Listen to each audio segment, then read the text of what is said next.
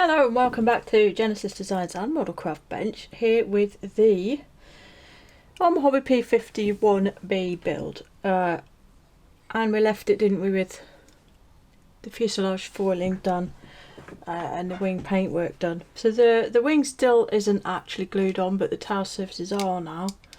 And I've moved on to actually working on the rest of the transparencies, the main canopy, and of course the windscreen. These were treated with, they were masked initially. First off, I'll say this, they were masked with the kit supplied vinyl masks. Now, I'm not a massive fan of vinyl masks normally, or should I say as a rule, because particularly with a sort of a compound curve, they do struggle to conform, particularly in the way that the sort of kabuki tape masks can. They can't. However, these actually were very, very good in operation and worked perfectly, even on this very small one here. So I used those masks and painted from the outside, I should add, the interior green colour, because I need these frames to appear interior green when you view through them.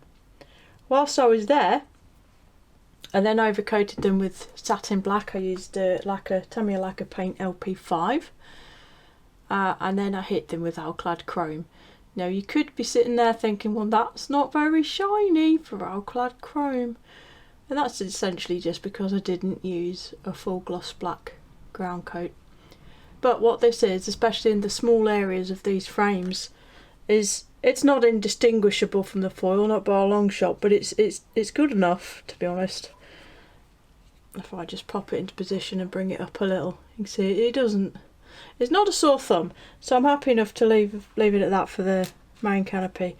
Windscreen section was a different matter though, because this windscreen contains a fairly hefty chunk of forward fuselage with it. In order to move the joint of the canopy away from the actual window, so it visually makes for an easier joint, and obviously in modelling terms makes it easier too. So again, this was painted with the interior green using the kit supplied masks, and again painted with black and then Alclad Chrome, but this time I wasn't really happy with the finish, and a lot of that was because this forward part here featured quite a heavy texture. I don't know why that is, and it wasn't really obvious until paint was added, but there was quite a heavy sort of pebbly texture on this, which led to the sort of colour of the paint looking odd, and it just looked pants, honestly. So I sanded it down a little bit, very carefully obviously, and if I just bring this up close-ish, maybe if you can see the kind of dotty appearance of silver in there, you can see that that's where I sanded that texture away, or at least mostly away. And I then added foil as per the rest of the build on this nose piece. If I get some tweezers, try and bring that into focus. So that bottom area and the lower area of that front frame are foiled as per the rest of the model. And when placed back in situ on the fuselage, predictably, it does look a lot better when compared with the rest of it. And so it doesn't quite sit beautifully without glue. I will glue it on presently, but there we go. It is now indistinguishable from the rest, as you'd expect. The next step, I am going to glue that in place, and then I'm going to paint the anti-glare panel, which is the olive drab area on top of the nose here. I'm going to paint that, and I recently came into the possession of a bunch of Aeromaster enamels. Now, I haven't used enamels as a sort of modelling standfast for a long time. We're talking way back to sort of the late 80s. Is embarrassed about age. When I used to use Airfix and Hornball just like everybody else. But I very quickly, when I came back to modelling in the very early 2000s, I very quickly moved away from them because I just didn't enjoy them. And this despite all of the good modelers saying that enamels were best and everybody used extra colour back then. And I'd always heard a lot of good things about these Aeromaster enamels, and recently these came into my possession. So US Olive Drab number 41 faded. I'm going to give that a shot, excuse the pun, on the nose of this and see how it looks. And with masking something like this glare panel, because this isn't just a straight one, it's got pretty much comes to a point at the front there. There's no real big secret to doing this. I've cut some strips of Tamiya tape, cut from a bit of 6mm, so they're about 2mm wide. They don't need to be super narrow for this because there's not much curve involved, but you kind of need to develop almost a sixth sense for this kind of thing. Eye it up from different angles and check that it looks even. But it is worthwhile using waypoints, as it were. So note that it doesn't curve up particularly from the windscreen until the beginning of the cowling, but by the time it hits this rivet down here, it's pretty much on it, and so on. In that way, it gives you that sort of visual guideline to help you when you do the other side. As I say, these are just about 2mm wide, and I'll just back that up with just a few strips of 6mm just to sort of give a bit more coverage, although I won't be wafting the olive drab about with gay abandon or anything. And in all honesty, because of the foil finish, if you do get any overspray on it, you can just wipe it off with a little bit of thinners, because paint does have some fairly severe difficulty sticking to this stuff, just like real life.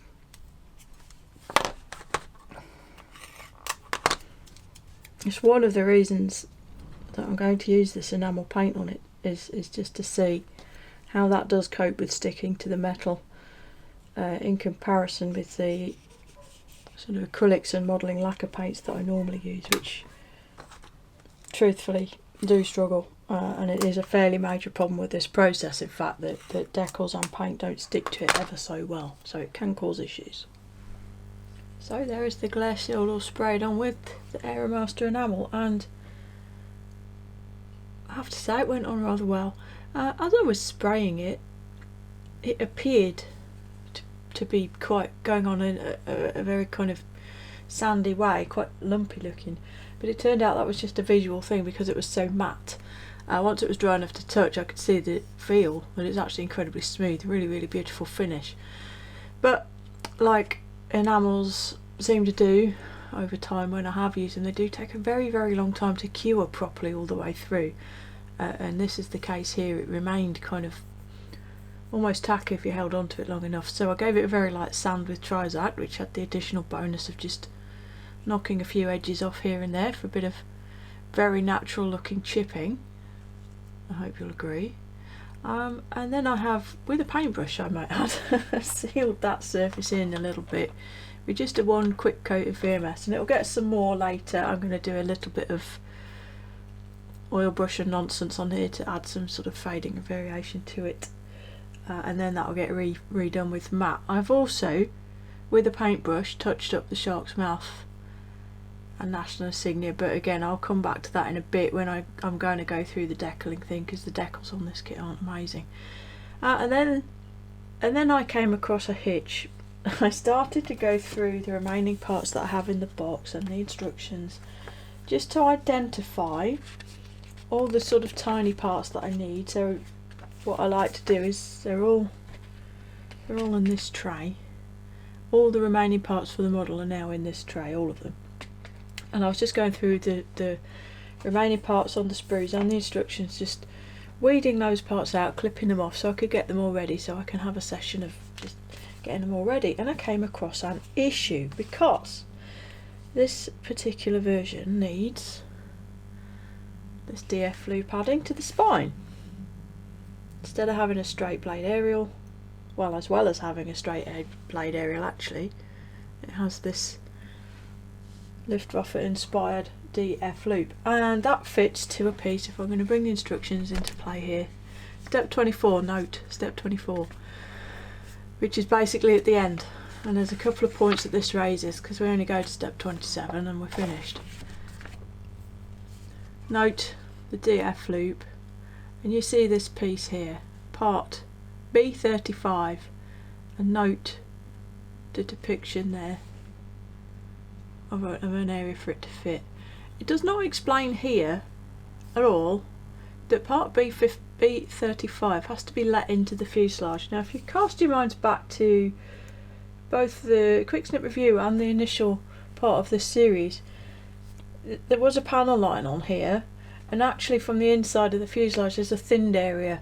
That thinned area was designed to be cut away to allow part B35 to be inserted, sit flush with the fuselage to provide a plinth effectively that part B36 sits onto. So the problem with supplying us with this information at step 24 at the end of the build process shouldn't take too much working out for the more experienced modelers amongst you. I've come to realise that this needs to be done at a point when the model's virtually finished, and I don't think I'm alone in that. I do scan forward in the instructions. I know a lot of people might sit there going, well, if you checked through the instructions at the start you'd have figured it out, and you're right, but I do that. I said do. I do that, but I didn't pick up on this. Now I have fixed it. I drilled holes in that spine area. I noticed actually, going back to the instructions, that the drawings on the back here are essentially the same size as the model, which was handy. So I was able to measure, well, according to the diagram anyway, where that area needed to go, which gave me a working point on the model itself. So I drilled a couple of holes. Zoiks. Yeah, drilled a couple of holes just with a sort of 0.8 drill bit. Smashed a couple of holes straight through the top, and then I used my pointy scalpel blade and I opened that hole out gradually.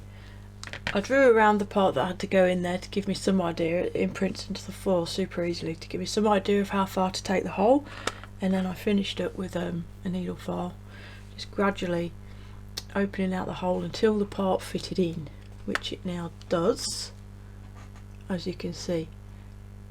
That was uncemented with some basic super glue, and that super glue is sanded down, and we do have an acceptable finish.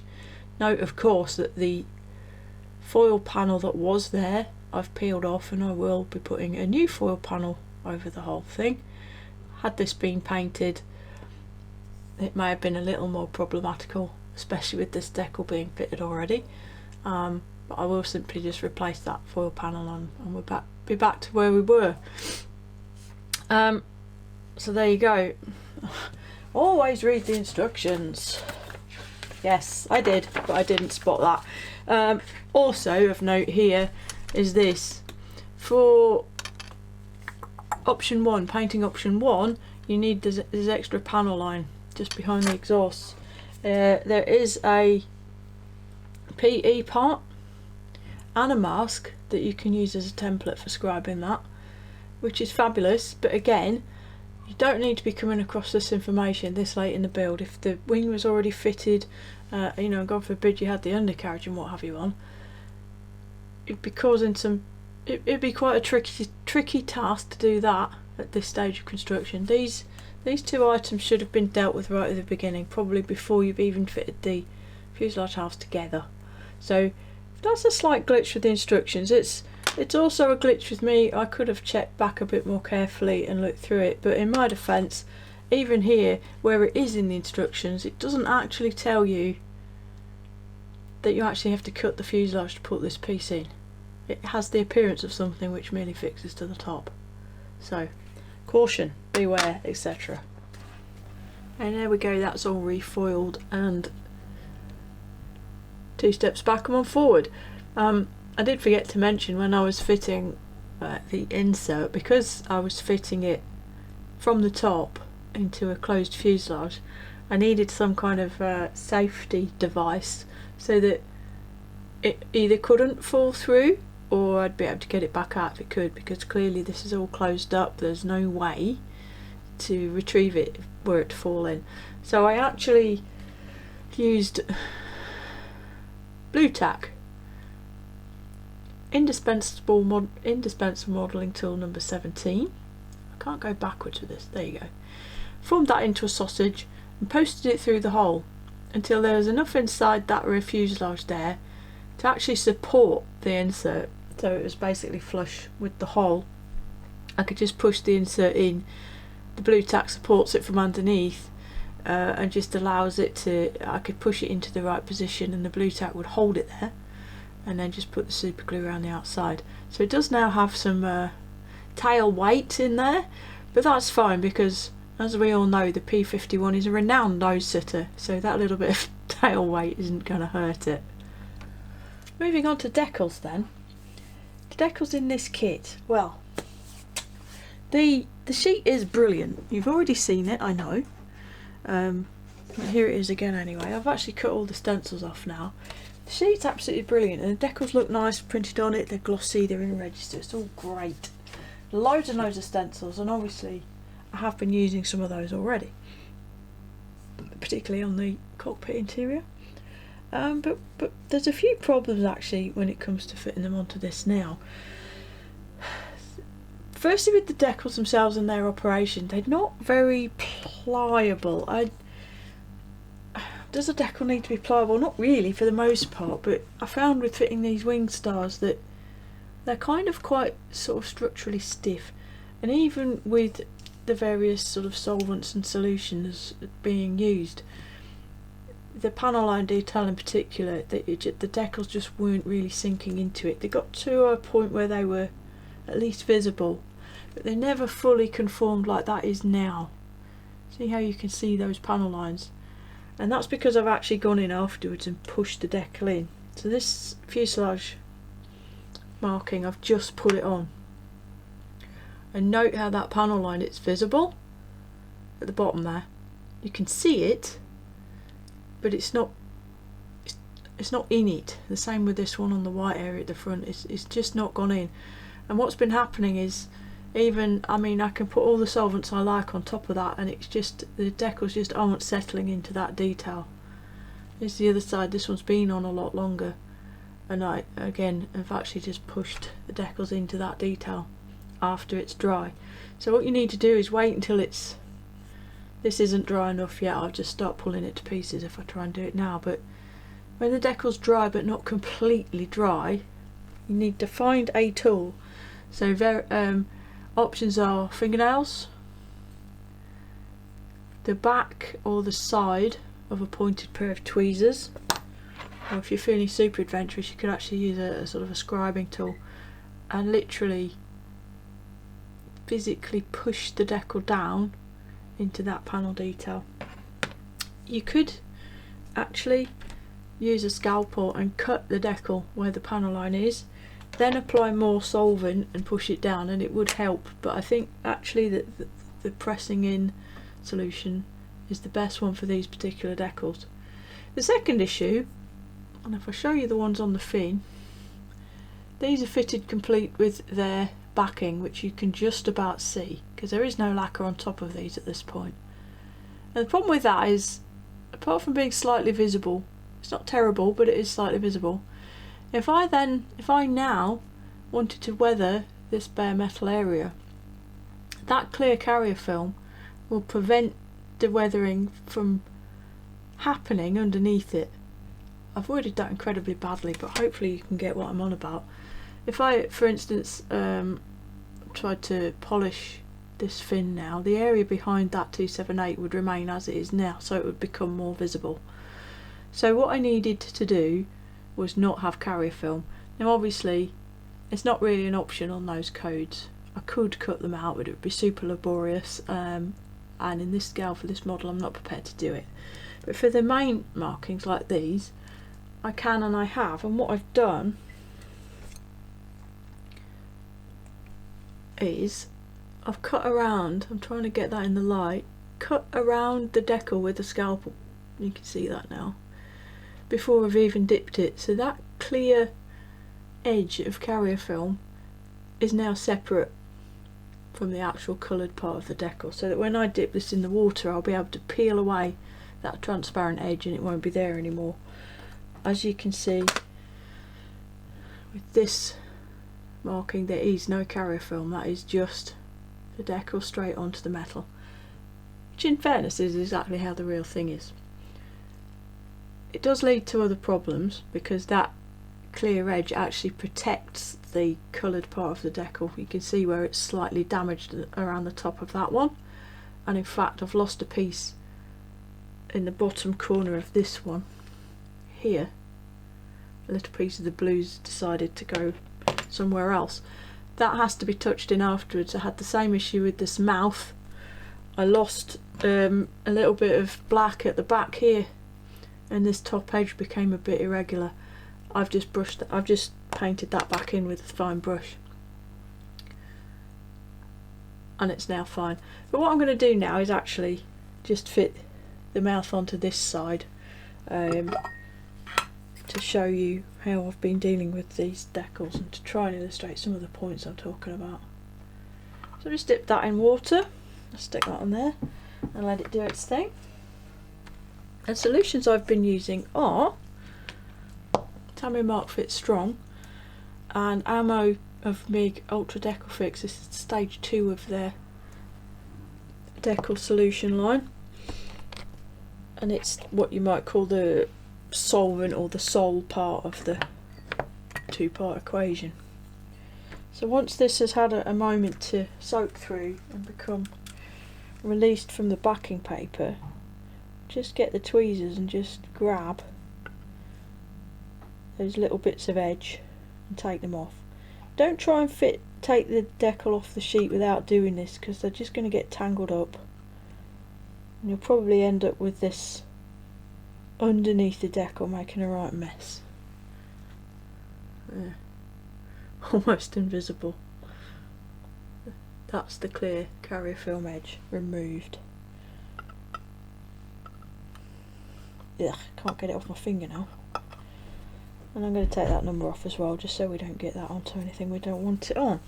So first step then, use a bit of Mark Fit on the area. Remember, this is bare plastic, but that's absolutely fine.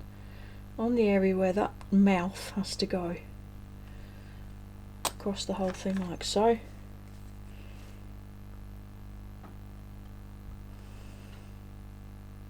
And initially just podge the decal, and straight away you can see that it wants to fold in the middle there.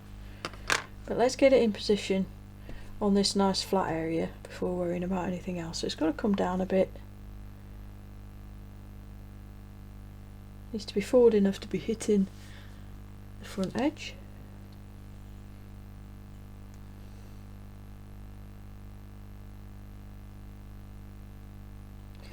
It's low enough so it's almost touching the wing joint, and just below that panel there. That looks about right, and it'd go forward a touch. Just like so. Clean cotton bud. You can dip it in water or use a bit of spit, stick it in your mouth, just to make it a bit less inclined to stick to the decal and pull it up as you're trying to roll it. And what I'm doing is pressing down this big flat easy area to give some overall adhesion, so that when I start moving this into place it doesn't pull it all around.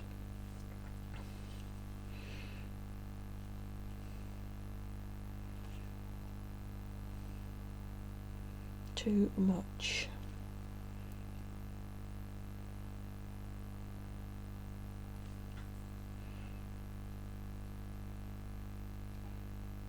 Okay, a little bit of realignment there, just to get this lower area somewhere near lining up. And with things like this, they more often than not won't line up perfectly no matter what you do, to be honest. Okay, now the Tamiya has started to soften that, but hopefully you can see it still wants to crease. So what I'm going to do, before I even try to mould it in anymore, is put a bit more of this Mark Fit in, on and under this area. And what it's going to do is soften the film to allow it to take on these contours around the nose here a little bit more easily.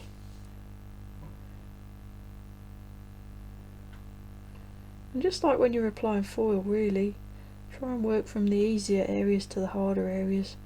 We're trying to minimise the areas of decal that are influenced by the crinkles, basically. And just as with the other one, I've got an area here next to this tooth where it just doesn't want to sit down, so what I'm going to do is cut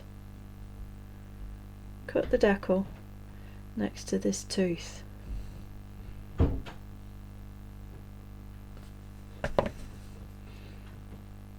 Should allow this front area then to sit down a little bit more, which it has. And then literally just overlap this bit onto itself.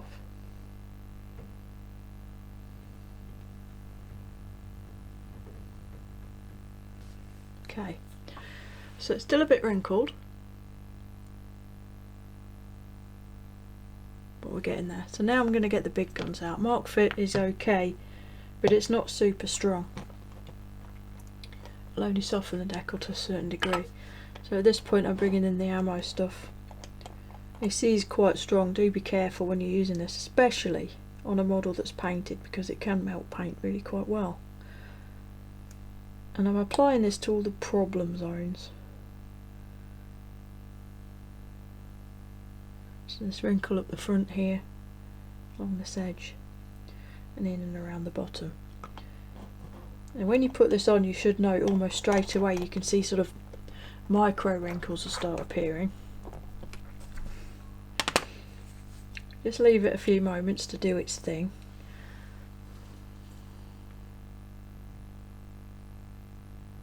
If you can see, it's starting to just shrink it all down. And again, I'm going to push out from the centre with this rolling motion. Please don't stroke it because you'll probably tear the decal now at this point. Roll it. And those wrinkles are still there, but what we're doing is making them small enough, crushing them down, so that they're not visually a massive big deal anymore.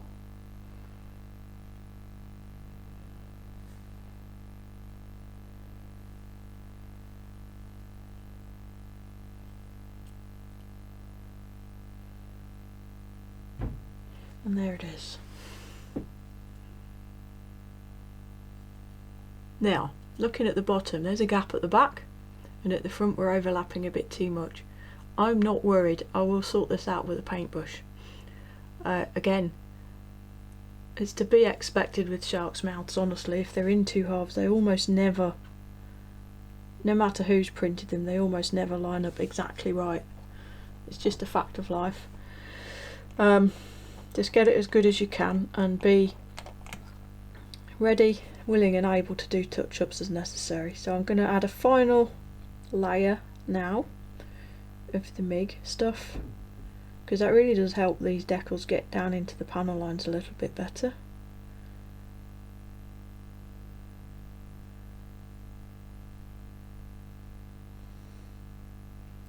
And just to reiterate, do be careful with this stuff if you're using it on a painted model, which, you know, 99% of models are. Just be a bit careful with it. Put a bit on there as well.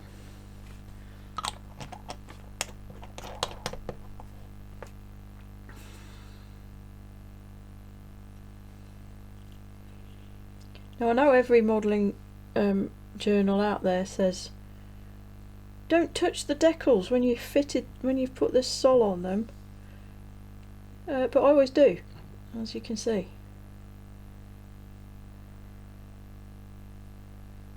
If you leave it to do its own thing by itself, it probably will sort itself out to some extent, but if you give it a little helping cotton bud rolling like I'm doing now, it removes any chance of there being any bubbles underneath, and it just gives it that little help, pushing it into those panel lines and into that detail. But be warned, be gentle. If you're not used to doing it, practice on a test model. Use some of the decals of the project that you're actually about to do. It's always a good idea to test out your different solutions on the decals that you're going to use, and it's probably best to do that on a mule rather than your actual project. But there you go, that's how I've dealt with these decals, and using these methods and these solutions, it's been really fairly successful, and I think they look pretty good. So if anyone remembers, there was this small gap join here where the tailplane was fitted to the top of the fuselage, and you may remember me claiming to be able to ignore said gap and, you know, live with it. Well, I came up with a cunning plan and a way of, I wouldn't say completely eliminating it, but certainly making it visually less obvious, and I'm going to show you what that was using the actual main wing root join to demonstrate, and that is just there. It's not a terrible join, I think you'll agree, but it is visible. This is not a panel or an area that I would have been able to foil in one hit anyway, so it's quite an ideal place to show what I've been doing. So tell me a basic type putty. Comes in these natty boxes. The last time I bought any, I bought two because I couldn't seem to get it anywhere. Hopefully that has been sorted by now. But tell me a basic type putty. Now this stuff, it's dilutable with lacquer thinner and also with glue. Fans of the Night Shift channel will have seen him diluting this with glue and using it to make Arma texture. And it was, the thing with it is, it's got some kind of metallic texture to it. It's got tiny particles of some sort of metallic substance in it. When you rub it down, you get a black residue from it. So I don't know, it's some kind of metallic particle in there anyway, which got me to thinking. So what I did, a little bit on a cocktail stick, obviously not a lot because what we don't want here is collateral damage. I just want to put enough of this putty physically into that gap to bring the surface level. That's all I want to do.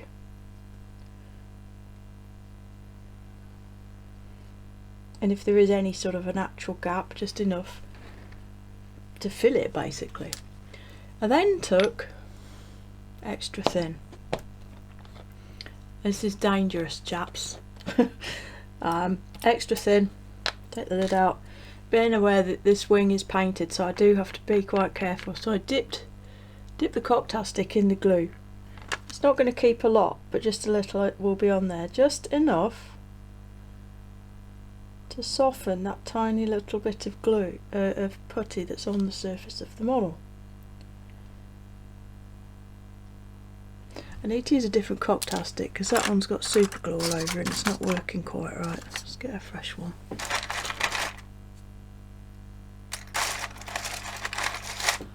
Fresh one. Just enough liquid Tamiya liquid cement is on this stick to very, very lightly soften this Tamiya putty, and I realise you probably can't exactly see what I'm doing, but I really do need to be able to see what I'm doing myself.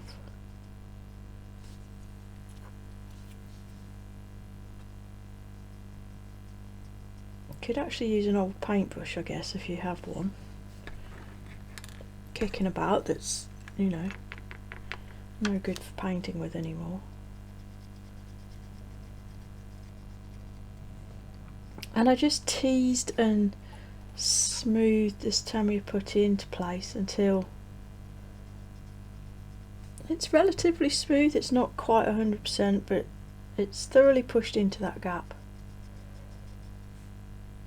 and mostly smoothed out with that result. It is not invisible, no, but it's quite close to it actually, visually, and certainly with the naked eye. I mean, I'm building with an optivisor thing, which makes everything look massive, but already before doing anything else, that's really mitigated that joint quite well. From there, just use my bit of 800 wet and dry and bend it into a nice curve. I'm not going to do it yet because it's not dry, but literally just tickle it in there and just smooth out and remove any excess so that all that's left is the paint that's actually in that join, and then just covered it over with a little brush coat of this Mr. Metal Colour. This stuff is amazing. It needs to be because it's about £3 a jar now, But it's insanely good. Aluminium, this one is. But just brush a little on, just out of the cap, and then when it's dry, if you want, you can actually buff it up, polish it with a cotton bud or a similar suitable device. And to be honest, as I say, yes, it is visible, but it's not what you'd call obvious. And you see those tailplane joins are certainly from a normal viewing distance basically invisible now. So there, Jen's top tip number 611. Damn your basic type putty as metal fill. Okay, so I'm going to go off on a bit of a tandem here, or it might seem that way anyway. As you can see, the model is approaching completion, to be fair. We're getting there. All the decals that I'm going to put on are on. There are many others included that I could put on, but I can't really be bothered, if I'm honest. I'm not a big fan of excessive stencilry, and I think in 72nd scale and even in 48th a lot of the time, I think the stencils detract from the overall because they're a bit too obvious. You know, on the real aircraft they're not nearly as obvious as they are on models for some reason, so it's a personal preference thing. I don't prefer to have them all on, so that's as many as I'm going to fit. But the point of this part of the video is actually more to do with planning and keeping your mind on track.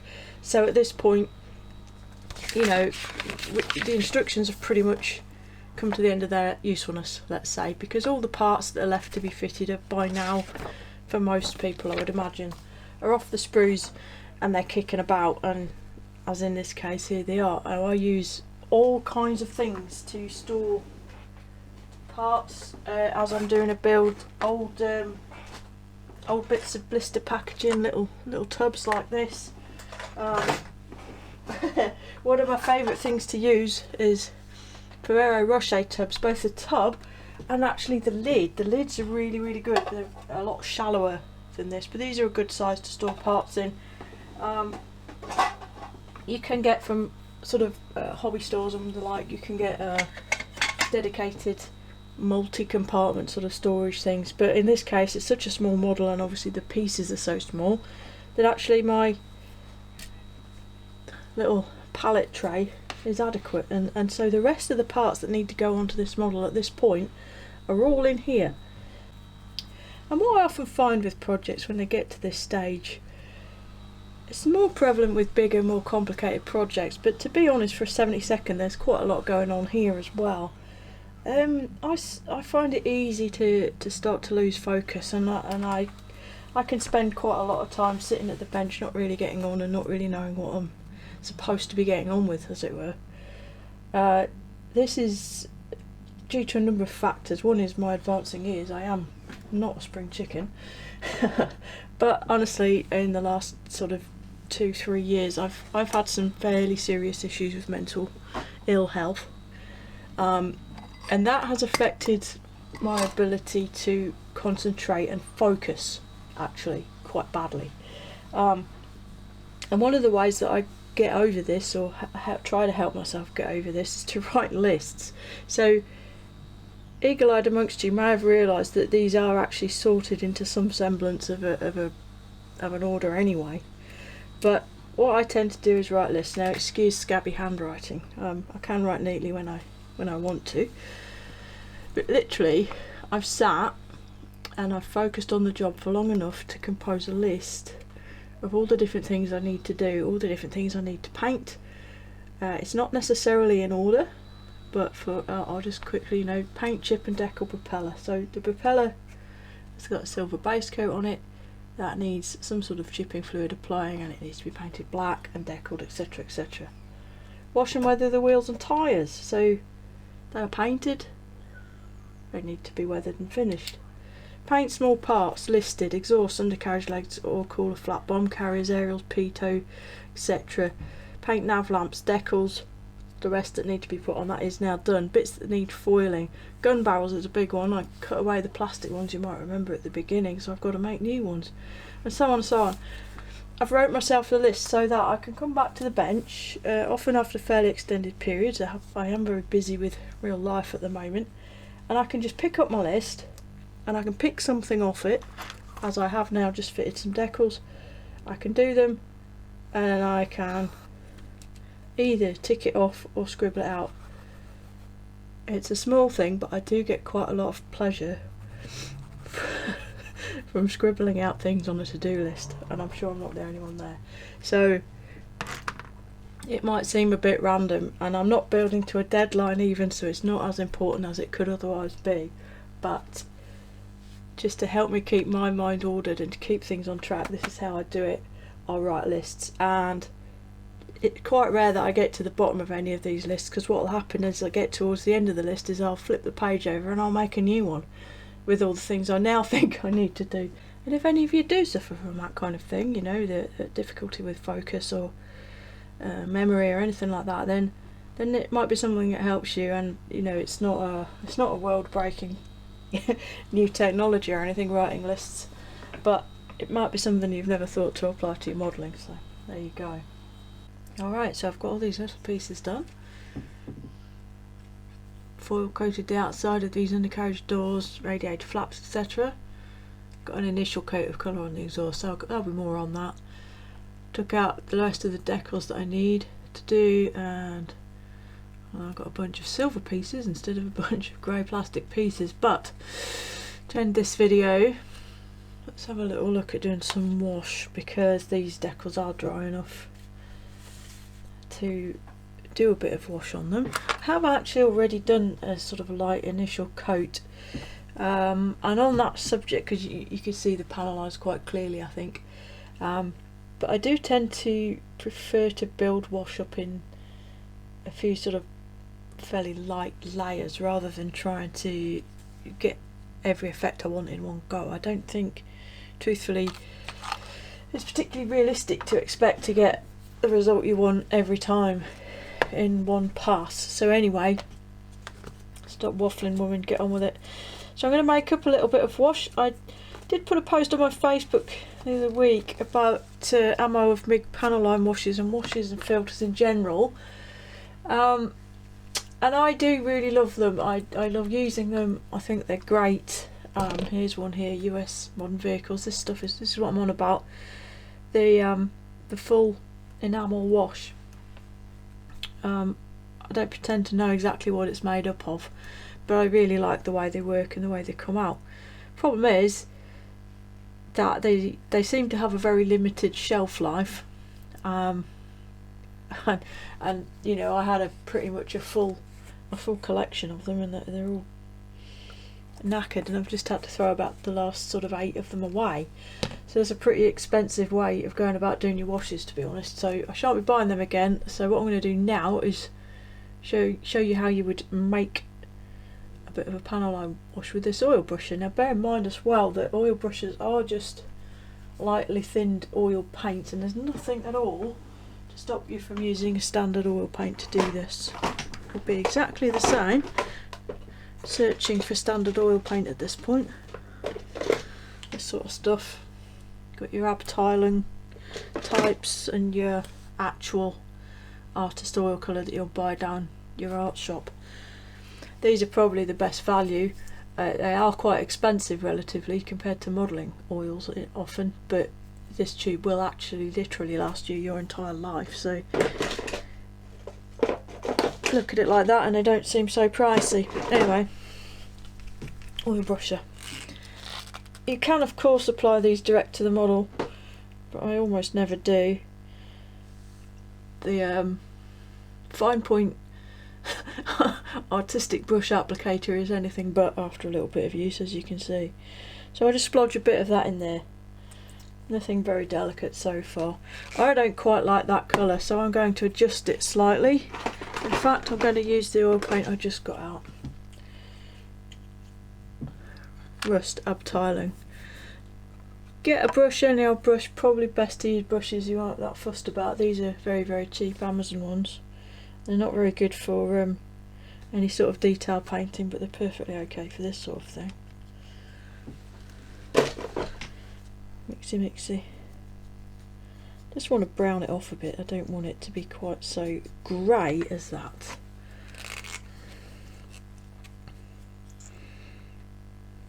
And this is the kind of mixture now that I've made here. If you wanted to do the sort of oil paint fading and toning work on your paintwork, you would use it just like this, brush it on, blend it in. Job's a good one. I want to use it as a wash, so I'm going to thin it, and I'm going to use enamel thinners to do that. This is a moderately ancient Humbrol enamel thinners tin, but what's inside it is an ungodly concoction of all the enamel thinners I've amassed over time. And as you can see, what we've got here is just a very brown mixture, and it's relatively heavy bodied. It's not super thin like a filter or even a light wash. It's quite opaque. If you just touch it to there, you can see what I'm on about. It's not very thin. And I'm going to just put that on in places where I feel like I want it. You can and should apply it just on the panel lines if that's all you want to do.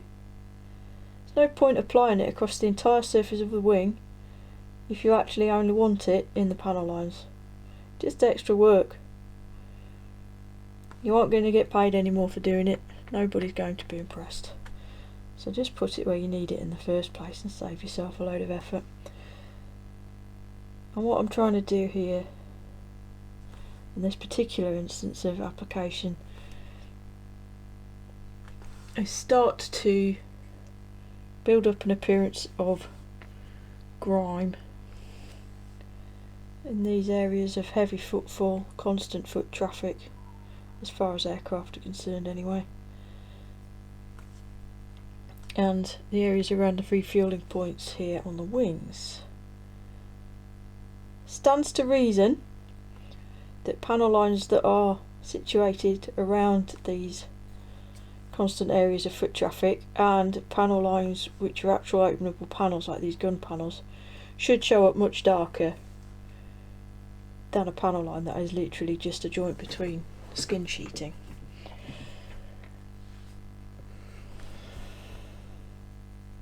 This area up here, I'm applying it wholesale across there because I do want to dirty it off.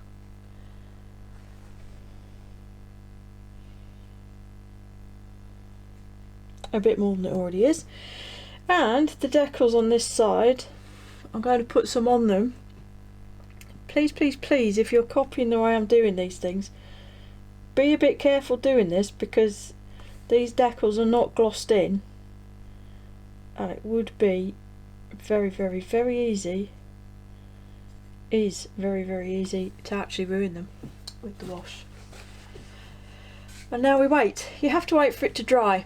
It's a balancing act with wash. It's a bit like saying how much do you thin your paint for your airbrush, or what airbrusher do you run? There isn't an answer, because the answer is you thin it as much as you need to, or you wait as long as you have to. It depends what surface you've applied it onto, it depends what effect you want to get out of it, it depends what type of wash you're using, how heavy it is, how light it is. I have it on it's not a gloss surface, but it is smooth, so I need this to actually be quite close to fully dry before I try and do anything with it. If I start trying to move it around now, all I'll do is move it around. It won't stain the surface, and the chances are it won't really stain those panel lines either. So you need it to be dry enough to stick in the panel lines, but not so dry that you can't get it off the rest of the surface, and that's especially true if you're working with a more satin or matte surface, which is a completely relevant way to do it if you want staining and what have you. So I just have to wait really for this to be pretty much dry before I start trying to take it off.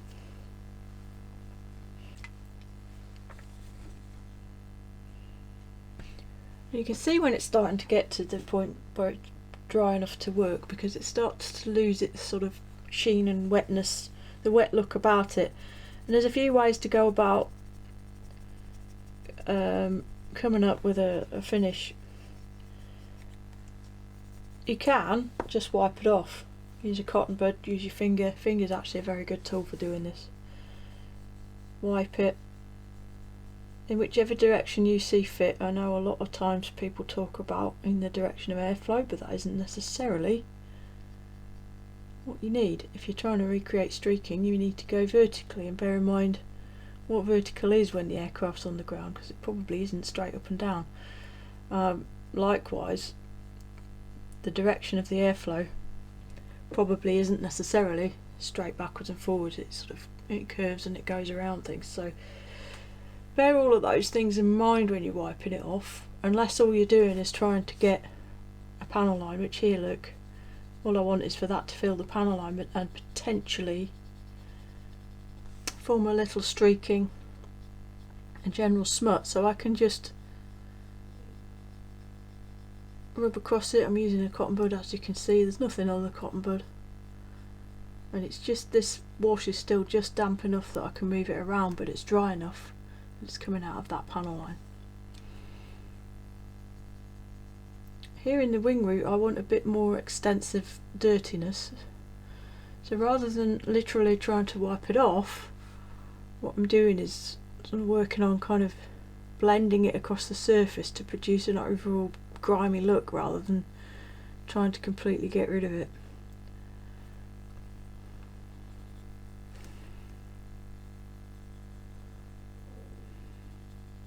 By sort of using newer, cleaner cotton buds, you can gradually get to where you need.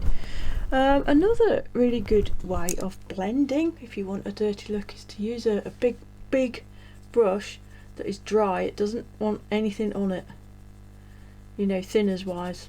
As you can see here, look how that's just picked up all that excess and smooched it around, and I'm left with a grimy surface and accented panel lines, which is exactly what I wanted. It's not removed all the wash. If I was to get this, if I put some enamel thinners on there and wipe it across, it'll come off coloured, very much so. There's a lot of wash still on this surface, but it's just blended it all out. You can produce variation in panels even by cleaning some areas more than others of the wash that's been applied. This is by no means an exhaustive explanation here, but I'm just kind of talking through what I'm doing on this particular model. It's always going to be different because you know, you're always trying to get a different look on things to suit the particular model you're working on.